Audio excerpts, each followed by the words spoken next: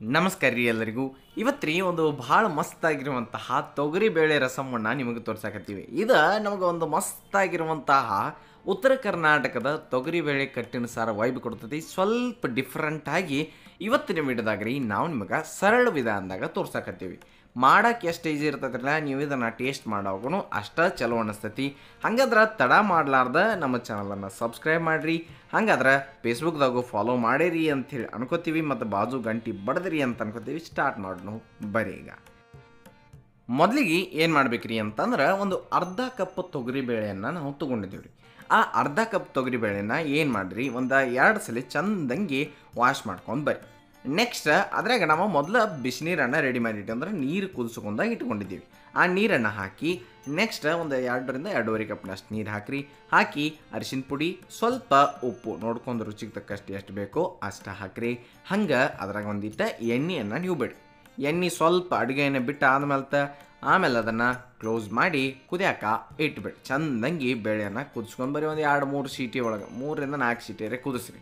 ಚಂದಂಗಿ ಬೇಳೆ ಕುದಿಬೇಕಾಕತಿ. ನಡ್ಬಾರ್ಕ ಅದ್ರಾಗ ಏನು ಮಾಡಿರಿ ಅಂತಂದ್ರೆ, ಇನ್ನೊಂದು ಸ್ವಲ್ಪ ಬಿಸಿನೀರನ್ನ ಹಾಕಿ ಒಂದು ಕುಡಗಲ್ ತೊಗೊಂಡು ಏನು ಮಾಡಿರಿ ಅಂತಂದ್ರೆ ಗರ ಗರ ಗರ ಕಡೀರಿ. ಕಡಗಲ್ಲಿ ಚಂದಂಗಿ ಅಥವಾ ಬೀಟ್ರ್ ತೊಗೊಂಡು ಬರೋಬ್ಬರಿಯಾಗಿ ಬೀಟೂ ಮಾಡ್ಬೋದು ರೀ. ಒಟ್ಟೆಲ್ಲ ಸ್ಮ್ಯಾಶ್ ಮಾಡಿ ನೆಕ್ಸ್ಟ್ ಒಂದು ಏನು ಮಾಡಿರಿ ಅಂತಂದ್ರೆ, ಒಂದು ಪ್ಯಾನ್ನಾಗ ಸ್ವಲ್ಪ ಎಣ್ಣೆ ಕಾಯಕ್ಕಿಟ್ಟು ಒಂದು ಸ್ವಲ್ಪ ಮೆಂತೆ ಕಾಳು, ಹಂಗೆ ಒಂದು ಏನು ಮಾಡಿರಿ, ಇನ್ನೊಂದು ಅರ್ಧ ಟೀ ಸ್ಪೂನಷ್ಟು ಮೆಣಸಿನಕಾಳು, ಜೀರಿಗೆ, ಹಂಗೆ ಧನಿಯಾ ಕಾಳು, ಇವನ್ನೆಲ್ಲನೂ ಸ್ವಲ್ಪ ಆ ಕಡೆಯಿಂದ ಈ ಕಡೆ ಎಣ್ಣೆಗ ನೀವು ಅಲ್ಗಾಡ್ಸ್ರಿ. ಅಂದ್ರೆ ಏನ್ರಿ, ಕೈ ಆಡಿಸ್ರಿ, ಚಂದಂಗಿ ತಿರುವಾಡ ಅಂತ ಹೇಳ್ರಿ ಅಷ್ಟೇ. ಮುಂದೆ ಅದ್ರಾಗ ಸ್ವಲ್ಪ ಹುಣಸೆ ಹಣ್ಣು ಸ್ವಲ್ಪ ಹಾಕಿರಿ, ಭಾಳಲ್ಲ, ಸ್ವಲ್ಪ ಹುಣಸೆ ಹಣ್ಣು ಹಾಕಿದ ನಂತರ ನೀವು ಕರಿಬೇವನ್ನ ಹಾಕಬೇಕಾಕೈತ್ರಿ. ಕರಿಬೇವು ಸ್ವಲ್ಪ ಚಲೋ ಅಂತ ನೋಡಿ ತಗೋರಿ. ಮತ್ತು ಮೆಣಸಿನ್ಕಾಯಿ ಹಾಕತ್ತಿರ್ತಿಲ್ಲ, ಹಸಿಮೆಣ್ಸಿನ್ಕಾಯಿ ಸ್ವಲ್ಪ ಖಾರ ಕಡಿಮೆ ಇರುವಂತಹ ಒಂದು 8ರಿಂದ 10 ಸಣ್ಣ ಮೆಣಸಿನ್ಕಾಯಿ ತೊಗೊಂಡಿದ್ದೀವಿ. ನೀವು ದೊಡ್ಡ ಇದ್ರೆ ಒಂದು 5ರಿಂದ 6 ತೊಗೊಂಡ್ರು ನಡೀತೈತಿ. ಮುಂದೆ ಅದನ್ನೆಲ್ಲನೂ ನೀವು ಮತ್ತೇನು ಮಾಡ್ಬೇಕ್ರಿ, ಆ ಕಡೆಯಿಂದ ಈ ಕಡೆ ಮಾಡ್ಬೇಕು. ನೆಕ್ಸ್ಟ್ ಅದ್ರಾಗ ಸ್ವಲ್ಪ ಹಸಿ ಕೊಬ್ಬರಿಯನ್ನು ಹಾಕೋಣ. ಭಾಳ ಇಲ್ಲ, ಸ್ವಲ್ಪ ಅಂದ್ರೆ ಸ್ವಲ್ಪ ಹಾಕಿರಿ, ಸಣ್ಣಗೆ ಕಟ್ ಮಾಡಿರಿ.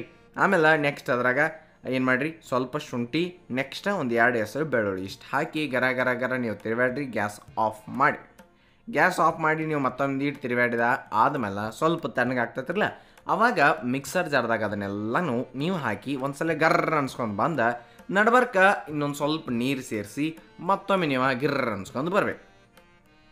ಮುಂದೆ ಒಂದು ಕಡಾಯಿ ಅಥವಾ ಒಂದು ಪಾತ್ರೆ ಯಾವ್ದು ಬೇಕಾದ ಏನು ಮಾಡತ್ತಿರಲ್ಲ, ಅದ್ರಾಗ ನೀವು ತೊಗೊಂಡ ಸ್ವಲ್ಪ ಎಣ್ಣೆ ಕಾಯಕ್ಕಿಟ್ಟು ಎಣ್ಣೆ ಕಾದಾದ್ಮೇಲೆ ನೆಕ್ಸ್ಟ್ ಇದಕ್ಕೆ ಸಾಸಿವೆ, ಸ್ವಲ್ಪ ಇಂಗು, ಹಂಗೆ ಸಣ್ಣಗೆ ಕಟ್ ಮಾಡಿದ ಬೆಳ್ಳುಳ್ಳಿ, ಮತ್ತು ನೆಕ್ಸ್ಟ್ ಏನ್ರಿ ಅಂತಂದ್ರೆ ಸಣ್ಣಗೆ ಕಟ್ ಮಾಡಿದ ಶುಂಠಿ. ಇಲ್ಲ ನೀವು ಶುಂಠಿ ತುರಿದು ಹಾಕ್ಬೋದು, ಆಮೇಲೆ ಹಂಗೆ ಹಂಗೆ ಹಾಕ್ಬೋದು ರೀ. ಹಂಗೆ ಅಂದ್ರೆ ಸಣ್ಣಗೆ ಕಟ್ ಮಾಡಿ ನೆಕ್ಸ್ಟ್ ಸ್ವಲ್ಪ ಕರಿಬೇವು ಹಾಕಿ ಮತ್ತು ಅದನ್ನು ತಿರುವಾಡಿದ ನಂತರ ಏನು ಮಾಡಿರಿ, ಒಂದೀಟು ಟೊಮೆಟೊ ಆಪ್ಷನಲ್ ರೀ. ಟೊಮೆಟೊ ಹಾಕಲಿಲ್ಲ ಅಂತಂದ್ರೆ ಏನೂ ಪ್ರಾಬ್ಲಮ್ ಇಲ್ಲ, ಟೊಮೆಟೊ ಹಾಕಕ್ಕೆ ಹೋಗಲಿಲ್ಲ ಅಂದ್ರೆ ನಡೀತೈತಿ.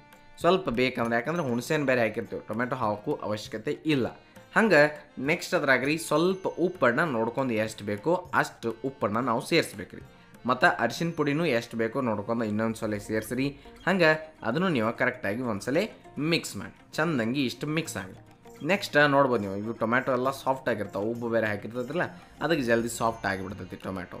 ಇಷ್ಟು ನಮಗೆ ಆಗಿರ್ತೈತಿ. ಇಷ್ಟು ಆದ್ಮೇಲೆ ಏನು ಮಾಡೋದ್ರಿ ಅಂತಂದ್ರೆ, ಈಗೆಲ್ಲನೂ ರೆಡಿ ಐತ್ರೆ, ಆಗಲೇ ನಾವು ಏನು ಮಾಡಿಟ್ಟಿದ್ದೀವ್ರಿ ಆ ಮಸಾಲೆ ಅಂದ್ರೆ ರುಬ್ಕೊಂಡು ಬಂದಿದ್ದೀವಿ ನೋಡ್ರಿ ಪೇಸ್ಟ್, ಆ ಪೇಸ್ಟನ್ನು ತಂದು ಇಲ್ಲಿ ಹಾಕಿರಿ.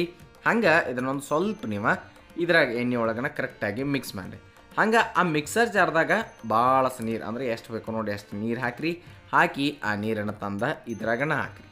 ಆ ಮಸಾಲೆ ಜೊತೆ ಕೂಡಿ ಬರ್ಬರಿಯಾಗಿ ಮಿಕ್ಸ್ ಆಗ್ತೈತಿ. ಸಣ್ಣಂಗೆ ಉರಿ ಒಳಗೆ ಕುದಿಯಾಕ ಬಿಟ್ಬಿಡ್ರಿ ನೀವು. ನೆಕ್ಸ್ಟ್ ಅದನ್ನೇನು ಮಾಡಿರಿ ಅಂತಂದ್ರೆ, ಅದು ಕುದಿಯತ್ತಿರ್ತೈತಿರಲ್ಲ, ಆ ಬೇಳೆಯನ್ನು ನಾವು ಸ್ಮ್ಯಾಶ್ ಮಾಡಿ ಇಟ್ಟಿದ್ದು ನೋಡ್ರಿ ತೊಗರಿಬೇಳೆ, ಆ ತೊಗರಿಬೇಳೆಯನ್ನು ತಂದ ಚಂದಂಗಿ ಮಿಕ್ಸ್ ಮಾಡಿದ ನಂತರ ಮತ್ತು ಇನ್ನೊಂದು ಸ್ವಲ್ಪ ಬೇಕಂದ್ರೆ ಬಿಸಿನೀರನ್ನು ಹಾಕ್ಬೋದು. ಹಂಗೆ ಲಾಸ್ಟಿಗೆ ಒಂದು ಸ್ವಲ್ಪ ಕೊತ್ತಂಬರಿ ಸೊಪ್ಪು ಹಾಕಿ ಮಿಕ್ಸ್ ಮಾಡಿ ಕೂದಿಸ್ಬೇಕಾಕೈತ್ರಿ. ಚಂದಂಗಿ ಕುದಿತು ಅಂತಂದ್ರೆ ಭಾಳ ಮಸ್ತಾಗಿ ಸಾಂಬಾರು ರೆಡಿ ಆಕೈತ್ರಿ. ಅನ್ನದ ಜೊತೆ ಮಸ್ತ್ ಅಂದ್ರೆ ಮಸ್ತ್. ಬಾಜು ಒಂದು ಸ್ವಲ್ಪ ಹಪ್ಪಳ ಸಂಡಿಗೆ ಏನು ಬೇಕಾ ತೊಗೊರಿ, ಬರೀ ಅನ್ನ ಸಾಂಬಾರು ಎಡ್ಡ ತಿಂದ್ರೂ ಭಾಳ ಇಷ್ಟ. ಒಂದು ಕಂಪ್ಲೀಟ್ ಊಟ ಮಾಡಿದಂತಹ ಫೀಲ್ ಅಂತೂ ಬರ್ತೈತಿ, ಅದಂತರೂ ಗ್ಯಾರಂಟಿ. ಮುಂದೆ ಇದನ್ನು ನೀವು ಹೋಳಿಗೆ ಸ್ವೀಟ್ ಮಾಡಿದಾಗೂ ಮಾಡ್ಕೋಬೋದು. ನೋಡಕ್ಕೂ ಚಂದ ಇರ್ತೈತಿ ರೀ, ಮಾಡಕ್ಕೆ ಸಿಂಪಲ್ ಐತಿ, ಹಂಗೆ ತಿನ್ನಕ್ಕೂ ಅಗದಿ ಬರಬ್ಬರಿ ಇರ್ತೈತಿ. ಮತ್ತೇನೈತ್ರಿ ತಪ್ಪಲಾರ್ದ ಮಾಡ್ಕೊರಿ ಅಂತ ಹೇಳಿ ಸಜೆಸ್ಟ್ ಮಾಡೋದು ಅಷ್ಟೇ ನಮ್ಮ ಕೆಲಸ ಐತಿ. ಇನ್ನು ಮುಂದಿನ ಕೆಲಸ ನಿಮ್ಮದೈತಿ.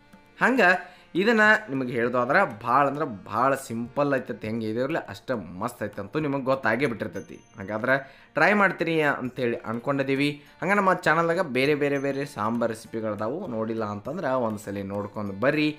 ನೆನಪಿರಲಿ, ಇದು ಸವಿರುಚಿಯ ಸೊಬಗು, ಅನ್ನದಾತ ಸುಖೀ ಭವ. ಧನ್ಯವಾದಗಳು, ನಮಸ್ಕಾರ.